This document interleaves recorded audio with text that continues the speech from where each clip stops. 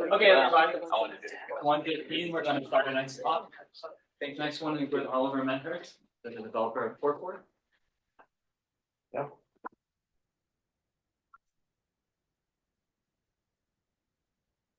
Fine, I will get straight into it. What is a JS engine? So here's a little diagram of browsers you've hopefully heard of and JS engines you've maybe heard of. So Chrome uses V8, Safari uses JavaScript core, Firefox uses SpiderMonkey, and Node and Dino, the server-side JS runtimes, use V8. Fun uses JavaScript core as a interesting choice. So how do they actually run JavaScript? So the main way, probably before like 2008, was interpretation, which is you have your source code, you run it with your JS engine, and it is executed. Pretty simple. Just-in-time compilation was kind of pioneered by V8 for JS, where you turn that into machine code on the user's machine at runtime, which gives you faster JS. The trade-off is it's faster JS, but you need to compile that JS on the user's machine, so you usually have a longer loading time. The security can be questionable, and also it can use a lot of resources to actually do that compiling, like either with memory usage or CPU time. So yeah, like most browser JS engines look like this, where you have several tiers of just-in-time compilers, where like when you first load a page, it will do as little compiling as possible, so you have that really fast load time. And then the more warm a function gets when you call it as many times as possible, then it will get faster as it does that compile with the more optimized J compilers. So ahead of time compilation is,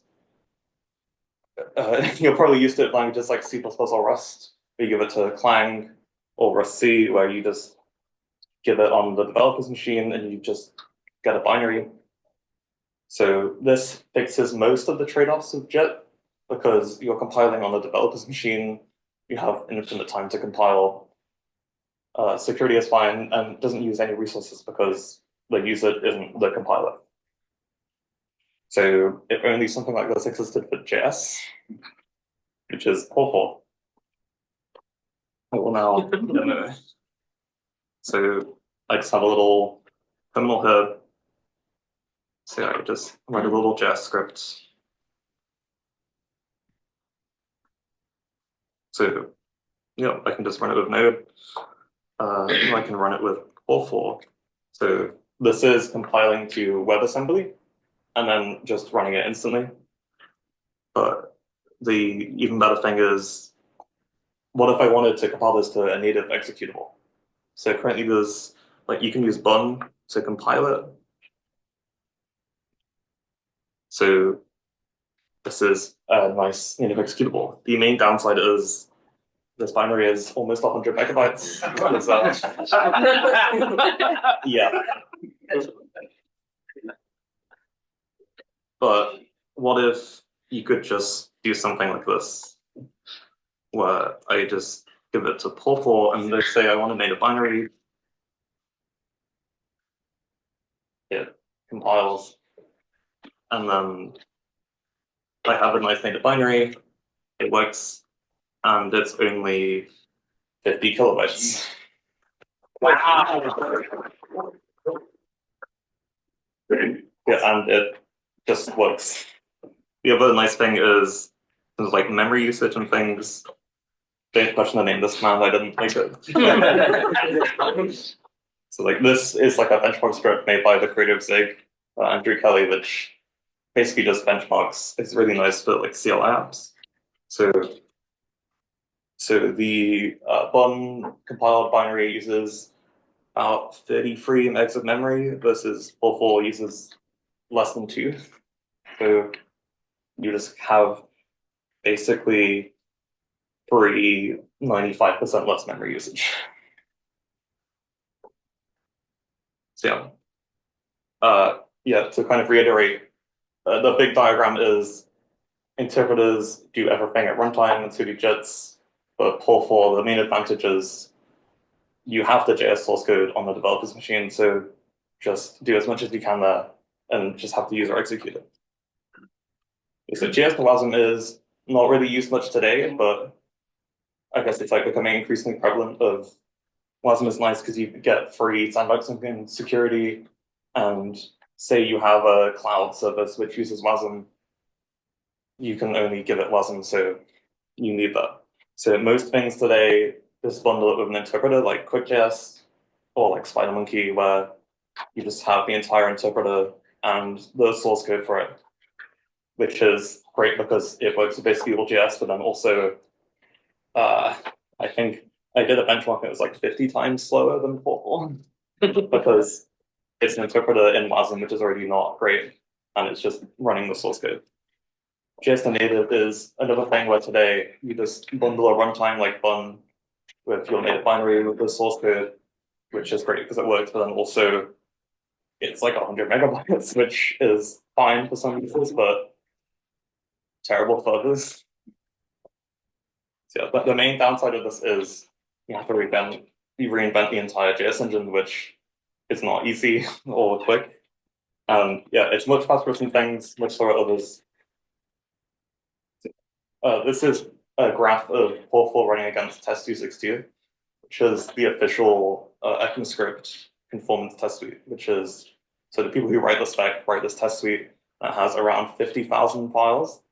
And I currently pass just over 57% of the entire suite, which covers everything from date to temporal to for loops.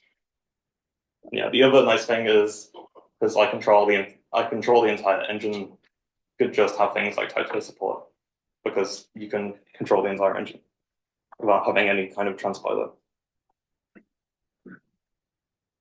So the kind of architecture, very oversimplified, is you have source code, you parse it with something I didn't write because I don't want to write JS parser. And then you just take that and compile it to WASM. Less simplified, you have built-ins, which is all the APIs like array.prototype or date or anything like that. You already have that written in TypeScript, and you compile that with the compiler. So then you just already have all those built-in APIs to go. And you take that WASM, optimize it a bit, and then you can also optionally take that to C and then compile that to native. So you basically get both stacks of either to WASM or to native for free. You don't have to have two entirely separate, like JS to WASM or JS to C. Undersimplifying, a lot of the effort is optimizing because performance is important. Not only performance, but also the size decreases as you optimize it. Yeah, so one thing you may be surprised with is the entire compiler is written in JS and TypeScript. There's zero C++, Rust, any native code, and it's just under 20,000 lines of code, which I didn't bother to like clone V8 because I did not want to do that on guest Wi-Fi. But I think you can trust me when I say it's like at least 100,000 probably. And yeah, so like some built-in code is hopefully pretty simple TypeScript. Like even say like that array prototype, it should be relatively simple and it just looks like TypeScript, but this is what the actual internals of the engine look like. So it's like pretty easy to contribute to, hopefully, and also to maintain. It's not like, I don't know how many hundred lines of C++. So yeah, that's all I have for slides. But I have a REPL of it, and you can shout things at me, I will run it. And we'll see how it breaks. I do have a question. As far as like API accessibility, is it basically the same as what the worker API has access to? Like you just don't have access to your presentation layer? Yeah, essentially right now it's just, yeah, it's like you don't have any like web APIs. It's just you have everything in like the JS spec, but apart from that, there's like zero contact to the outside like world. Like documented window, obviously. Yeah, no. But okay. And I'm pretty sure you could via like WASM imports. Like I mostly like the limitations in it have been in like the engine itself rather than that it can't like call outside things. So I haven't worked on that yet. Given that you're not dealing with like web APIs and things, like what do you think like the sweet spot for this approach is? Is it like sort of desktop application type things written in JavaScript, or like what's the like Hmm. I guess the type of application that you might build? Yeah, the main thing I'm fixing right now is server-side JS, where even say like you're doing something like AWS Lambda, Cloudflare workers type thing, even if you can just like halve the memory usage, you just have 2 times the customers on the same hardware for basically free. So that's just like a massive win. So the goal is, especially if you have something, say like you're responding to a HTTP request where it's like super short-lived, that's why this really excels, because like say you run something over 5 milliseconds, you basically don't have to have like a garbage collector or anything. You just kill it when it's done. So stuff like that is where it has great potential. Basically nothing exists which suits those use cases right now. What frameworks have you tested? I know you're still working on the compilation target. What frameworks have you tested this compiling through? Like Express, MIDI, things like that? Yeah, so right now, I guess to be brutally honest, 0, because like the project is under 2 years old right now, and it's gotten to the point where I've started looking at those things. Like one stress test I have right now is I take the entire TypeScript repo of the compiler and run it through it and basically see what breaks. That's like 100,000 lines of minified JS. And currently as of like 2 months ago, it no longer crashes, but the WASM doesn't work because there's some JS things I don't have. But yeah, essentially it's like just about too early for that, but I think definitely like this year I'll start actually like compiling to useful things where you can actually use it in. Probably not production yet, but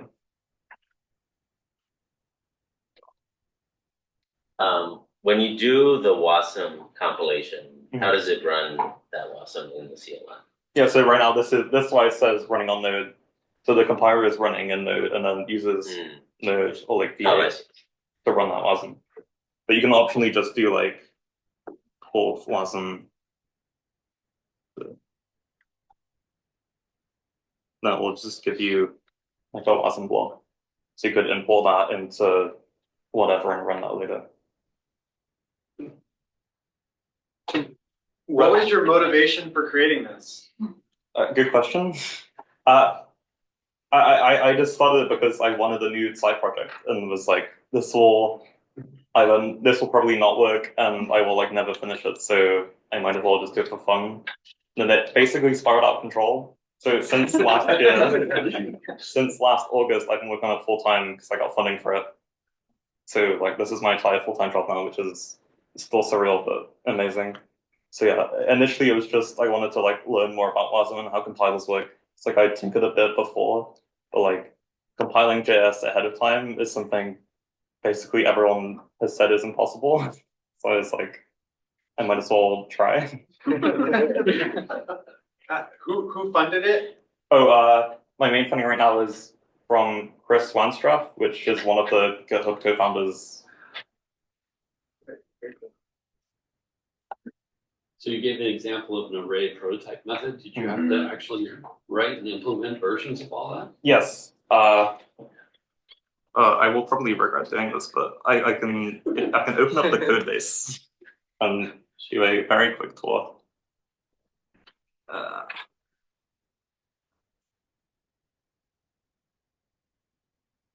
Yeah, so say for example, here is the entirety of date. It's just a TypeScript file. And it's just like 2,000 lines of TypeScript. So yeah, like say array, it's just like all the array prototype is here. Some of it is nice, like this, relatively nice. Some of it is awful. Like say, like here is like the base 64 methods, which is not normal TypeScript because it's such like a hot path optimization is really important. So you can do some cursed things like even in just like a REPL, you can just do WASM. Like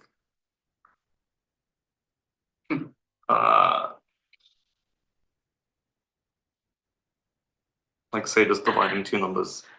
If you want to do that in WASM for some reason, you can just have WASM in JS in line. Because I mean, you would never actually want to do this unless it was like the internals of the compiler. But you can even I do not have a demo prepared. I can quickly write something and even do this.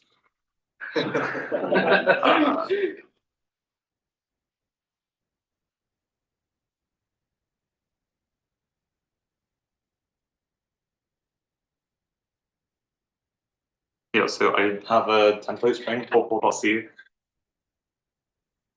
and then you can just do which is I would never recommend it, but sometimes you do the right C. Because the advantage of this is it doesn't even like compile C to something and then do it. Because this compiles to C and then to native, it just literally inlines the C string you give it. So say like you want to call some library you have like as efficiently as possible, you just have C code in your JS. And it will just like interrupt with the JS. And just like I think you mentioned this to me last night, but what kind of support do you have for like ES modules? I think you were saying you were trying to do that now. yeah, so ES modules is one of the big blockers, which it's not hard, but having that like be efficient is hard. Like a dream would be being able to like parallel compile, like say you import 5 files, having like 5 threads where you compile that to be like super fast. Because I guess like compile speed isn't that important, but like it would still be nice to have that as a pro rather than like as a con of like it's 10 times slower than bundler would not be great, but like tolerable. But like for now, like say I compile that hello world, you can give it a flag to do the compiler speed, and you can see it takes about 200 milliseconds on a laptop, which is fine. Some larger stuff, like this file, for example, which is a benchmark, takes a bit worse, but that is like 1,000 lines. So yeah, one fun flex, which I didn't say is, so this is an older V8 benchmark. So QuickJS, which is basically the industry standard JS interpreter. So the lower the score is, the better it is. So this is just like to briefly show like a bunch of object prototype stuff. Basically like the worst case for ahead of time, because it's all object like prototype chain. Like you could try and predict it, but not very conformantly. So that's QuickJS running natively, and even just before compiling it to WASM and running that WASM, it's like twice as fast. And that's actually sandboxed WASM.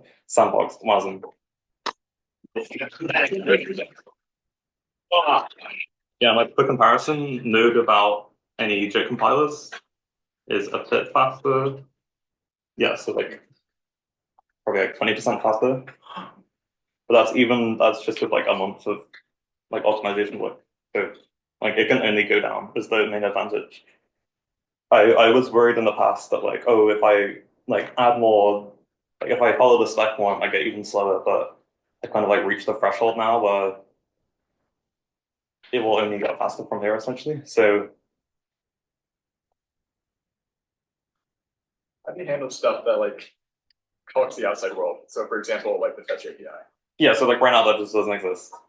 But essentially for non-async stuff, it's very easy because I was trying to, I don't have a demo for this, but with WASM, you can just give it a JS function as an import, and it will just run that JS function. So you basically have synchronous outside contact for free.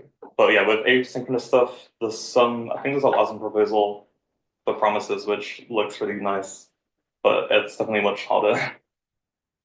So yeah, stuff like fetch would be hard if it's asynchronous, but if you could get away with like synchronous fetching, it's pretty simple. You might have said this already, but are you open sourcing this project? Oh, it's already open source. And do you have I should have said that. contributors? I have, I think, 2 people who have made a PR, but Sweet. it's, I guess the main problem with contributing before is the code base has changed a lot in the past like few months. But yeah, you can go to Porffor.Dev the website, and you can just, it's all on GitHub since day one. And tell us where the name came from. Oh yeah, the name is Welsh for purple, because mostly because I started as a side project not considering the name would be important, and I was like, okay, I just need something unique. I think it's gotten to the point where even if I like incognito Google Porffor, it's like the first result. Yeah, so Yeah. sorry, Welsh people. But yeah. Yeah, it's all open source. Like I think it's like 100% open source, even like the website and stuff. So yeah, it's some of the code is nice and hopefully easy to contribute to. Some of the code is less nice. I have a question about that. Do you have an issue board, basically, like, so we Yes. know low-hanging fruit if we want to contribute? But yeah, I don't like maintain as much as I should, but there's a bunch of stuff from like optimizations to like fetch doesn't exist. Like And again, you just clone the repo and oh yeah, you can just clone a repo, npm install, and then run it node. Zero like clang compiling necessary. Nice. Yeah, you can just like this command is just a script which runs node. Yeah, like you can even like run it with Bon or something, and it just works because I use like okay, mostly works. There's some REPL thing, but yeah, it's nice because you can just run whatever runtime or JS engine, and I use like the one node API for reading the file you give it, and that's it. Are you trying, with your new funding, are you trying to like build a team to finish this, or Right now, no. I basically have funding for me. That's it. I guess like being honest about the future, there's kind of two paths of like the great thing about my current funding is I have like I don't have to like make a profit or like give money back to a VC company versus like I could pursue that and like hire people and accelerate like the first year or so. But I think for now this is the best path forward because I can just work on it without having to worry about like making a product out of it or becoming profitable or something. But like I don't even have a company, which is great because it's just working on the project.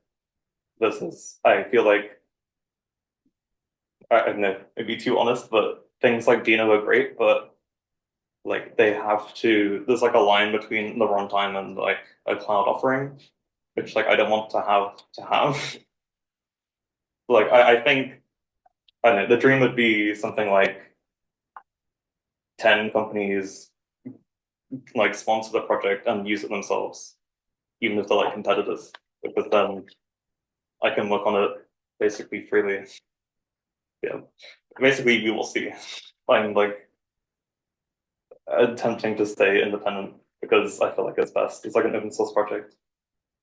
You see yourself like staying in JavaScript or moving to something like Go or Rust or another language, which seems to be popular these days? I wonder what you said. Yeah, for now, JS is fine. The only like potential pitfall is like say your C++ game engine wants to compile something, you have to have a JS runtime to run the compiler. But this kind of one potential solution is you just have a JS runtime, that's fine. The other is, I guess my dream is one day this can compile itself to like C or native, but that's far away. What are the limitations? I imagine evals are possible. Yeah, so I should have made a slide on that, but yeah, one of the main limitations is eval is funny in a way in which if you just give it a constant string, it works. But yeah, if you do like this, or just say eval is not defined, because that's the main thing, because you can only compile the code you have. Yeah, again, that's technically fixable. Like if you could compile it with itself, you could just include the entire compiler. But at least for now, that's not really a worry. I at least hope that most code nowadays just doesn't use eval. I think that's mostly true, but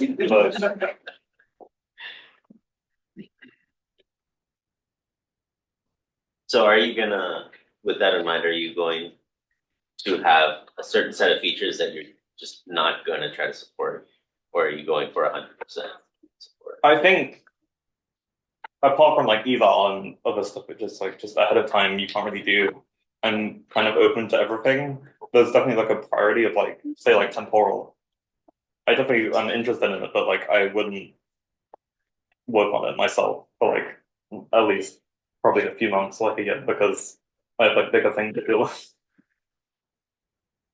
Do you feel like the introduction of tools like GitHub Copilot and like these AI code assistants has like accelerated your ability to build this out? Or do you feel like a lot of it is still like your own discovery and those tools aren't really there yet? Yeah, I've experimented a bit. The main thing I find useful for is, say, like writing a test, because they've seen so much JS, they can basically make something that's seen like in the wild over and over again. So I'm definitely interested in it, but it's mostly one drawback of how they work is like if I try and give it like a spec reference, it will be completely incorrect because it's using like a spec from like 5 years ago. But like it's probably possible to fix it with like searching or something, but yeah, it's definitely interesting. But at least for now, like I think one of the main things I used it for is like say math, which like that's already been done before. So like it knows how to implement say like math.sign, Yeah. which like I'm not interested in doing. So yeah, it's definitely interesting, but not like super useful. Are there differences between like the actual spec and then how compilers implement? Like, and do you Yes. like, and when that happens, would you prioritize spec correctness or like compiler compatibility? Yeah, that's a good question. Luckily, I can only think of like 2 cases off the top of my head where that's a problem. The first one is date, which is date.parse. Like say I just do node date.parse, like anything. So like this is not specified at all. Date.parse is not specified in the spec, it just says implementation defined. So like the formats it supports, it depends on the engine. So like right now I think I support like all like the date.toString methods because you can just toString and do it, but I don't support like this because that doesn't exist like programming, like made by the actual JS. And the other case I can think of is array.sort or array.prototype.sort, because the way that actually sorts isn't specified.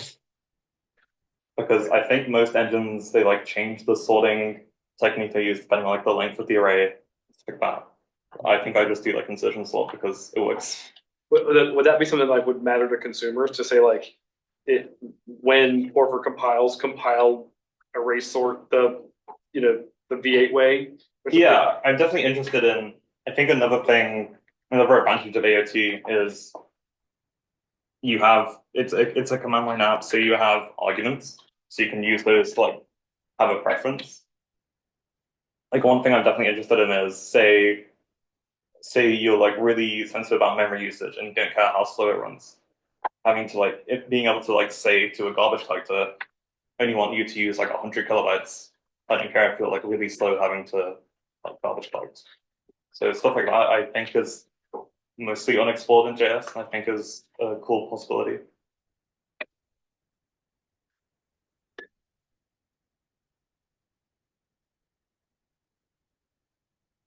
So yeah, I think that's all I have. So, thanks. Cool.